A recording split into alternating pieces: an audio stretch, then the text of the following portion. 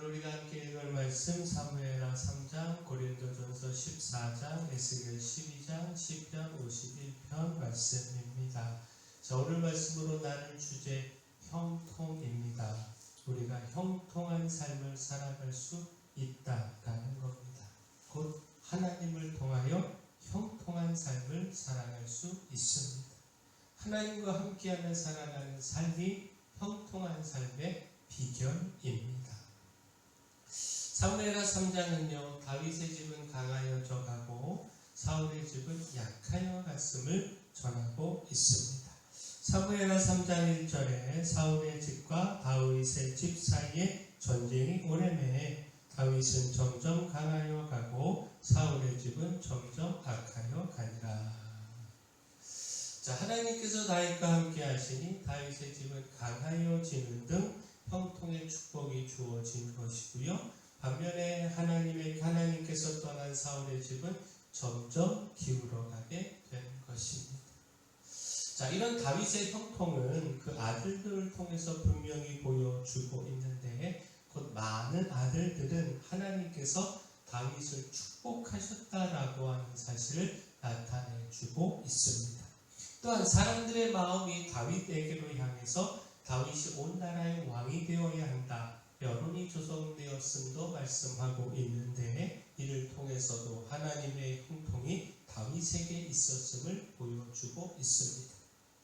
또한 요압이 아브넬을 불의하게 죽이는 일이 있었고, 이로 인해 백성들이 다윗을 오해하며 위기가 될 수 있었는데, 오히려 다윗의 금식과 슬픔을 보면서 백성들이 오해를 풀고 다윗을 절대적으로 믿고 따르는 전화위복이 됐습니다.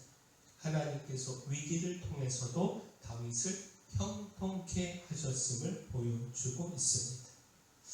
자, 이처럼 사울의 집은 점점 분열되며 쇠하게 하신 반면 다윗은 위기 속에서도 백성들과 함께 더욱 하나 되며 강하게 하셨습니다. 다윗은 함께 하시는 하나님을 통하여 형통의 은혜와 복을 누렸습니다. 따라서 중요한 것 회개입니다. 하나님을 통한 형통의 축복을 누리기 위해서 회개해야 합니다. 그 죄에서 돌이켜 용서함의 은혜를 누려야 합니다. 그 죄를 그대로 두고서는 하나님의 함께 하심도 또 이를 통한 형통함도 누릴 수 없습니다. 시편 51편은 다윗의 참회의 기도입니다. 그 표제에 밧세바와 동침한 후 나단이 그에게 왔을 때라고 기록하고 있습니다.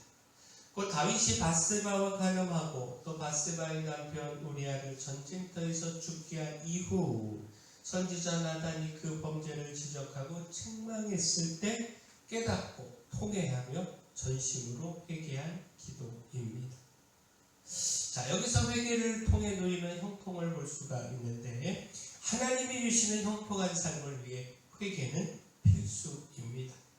죄로 인하여 하나님과의 관계가 단절되고 끊어져 버리면 하나님의 형통함을 경험할 수 없고, 회개함으로 하나님과의 교제를 이어가야 하나님의 형통함도 누릴 수 있습니다. 따라서 다윗은요, 하나님 앞에 죄를 회개하여 하나님과의 교제와 성령의 은혜가 계속되기를 기도했습니다. 시편 51편 11절 말씀 보면, 나를 주 앞에서 쫓아내지 마시며 주의 성령을 내게서 거두지 마소서. 하나님께 버림받고 그 교제가 단절되는 것이 가장 큰 심판이고, 거기선 어떤 구원도 또 아무 소망도 가질 수 없음을 다윗은 알았던 겁니다. 그렇게 주님 앞에서 자신을 쫓아내지 말며 성령을 거두지 말아 달라고 그렇게 기도한 것입니다. 하나님을 통해 누리는 형통의 삶은요, 결코 하나님과의 단절을 통해서는 누릴 수 없습니다. 따라서 끊임없이 죄를 회개하고 용서의 은혜를 누려야 합니다. 이를 통해 하나님과의 관계가 끊어지지 않아야 합니다. 또한 형통의 삶을 위하여 말씀과 순종이 중요합니다. 끊임없이 하나님의 말씀을 들어야 하고요. 또 그 들은 말씀에 순종할 때 이를 통해 형통의 삶을 살아갈 수 있습니다. 자, 에스겔 12장은요 상징적 행위를 통해 하나님의 심판을 전하고 있는 말씀입니다. 곧 하나님은 에스겔로 하여금 상징적 행위를 하도록 명령하셨습니다. 그리고 이를 통하여 깨닫지 못하는 백성들에게 하나님의 심판의 메시지를 전했습니다. 포로 행장을 꾸리고 포로로 잡혀가는 것처럼 하라고 명령하셨는데 이는 하나님의 심판으로 예루살렘이 멸망당하고 현재 예루살렘에 남아있는 사람들도 결국 포로로 잡혀올 것을 보여주신 겁니다. 또한 떨면서 음식을 먹고 놀라고 근심하면서 물을 마시라고 명령하셨는데 이는 그 백성들이 하나님의 심판으로 놀라게 될 것을 보여주신 것입니다.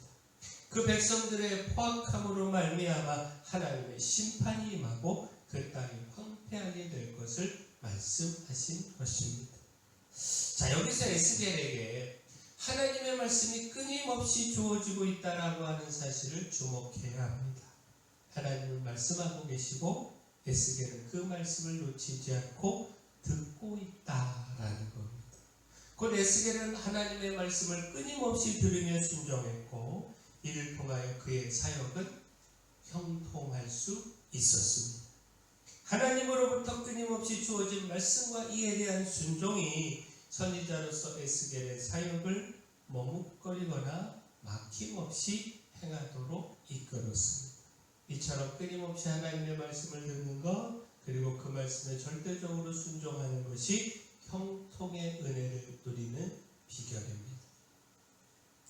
자, 마지막 성령을 통하여 형통의 삶을 살아갈 수 있습니다.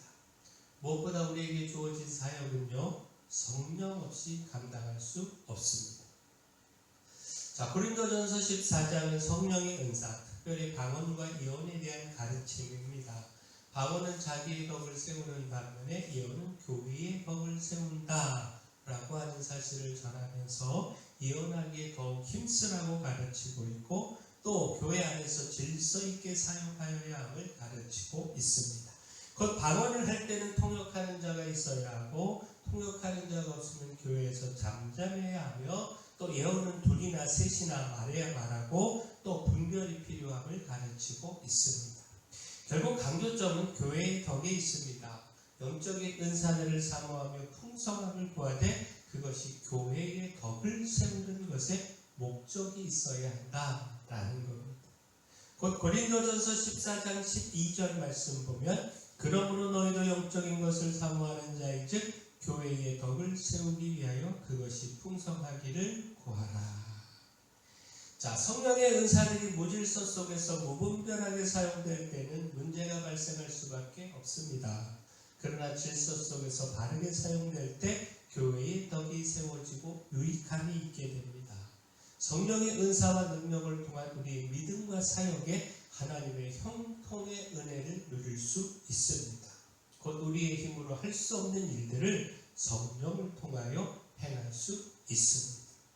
무엇보다 교회를 세우며 그 맡겨주신 사명을 감당하는 것 우리의 힘이 아니라 성령의 힘으로 해야 합니다.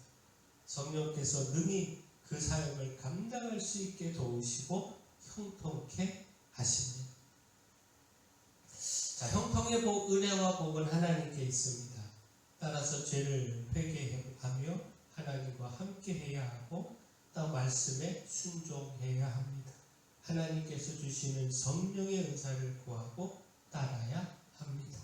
하나님 우리가 이 모든 것 통하여 형통의 삶 살아가기를 축원합니다. 사랑의 주 하나님, 다윗을 강하게 하신 하나님의 형통의 은혜가 저희의 삶에 풍성히 임하기를 소망합니다. 끊임없이 죄를 돌아보고 회개하는 삶을 통하여 주님의 은혜를 누리게 하여 주시옵소서. 주님과의 관계가 단절되지 않게 하여 주시고 주의 성령이 거두어지지 않게 하여 주시옵소서. 하나님의 말씀이 끊임없이 주어져 듣게 하시고 절대적 순종을 통하여 막힘없이 사역하게 하여 주시옵소서. 교회 내 연약한 모든 분들 주님께서 강력한 손으로 안수하시고 치료하여 주시옵소서. 수험생들에게 은혜 주시고 치해 주시고 끝까지 힘을 더하여 주시옵소서. 체험부흥성에 함께하여 주셔서 하나님의 능력을 나타내 주시옵소서. 저에게 주신 사명, 이 마을의 빛이요 소금으로서의 사명 잘 감당할 수 있도록 하나님께서 힘도 주시고 일꾼도 보내 주시옵소서. 예수님의 이름으로 기도합니다.